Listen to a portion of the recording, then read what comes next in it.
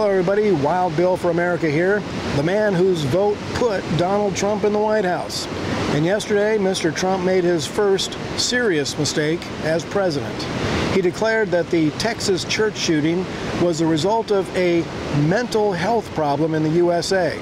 Sorry, Mr. President, the USA does not have a mental health problem. The USA has a moral problem and will never be reduced as long as we hide it under the mental health label.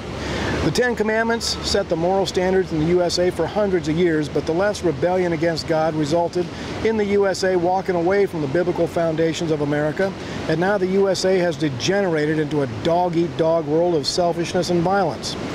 There is no fear of God before their eyes. That is how the Bible defines the problem. Americans have lost their sense of divine justice. Now, the Texas church shooter, after brutally gunning down all those people, was himself killed, and Luke chapter 16 tells what he experienced.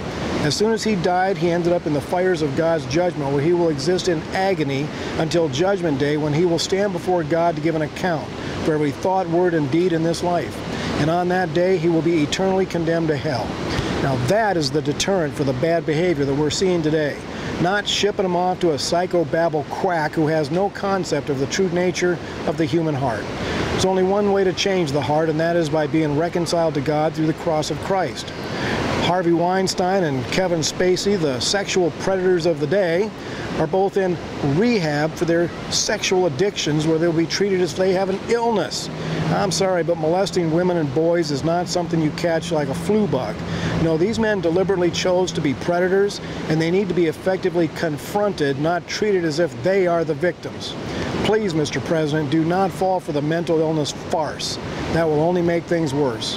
This is Wild Bill for America. Thanks for watching, and America bless God again.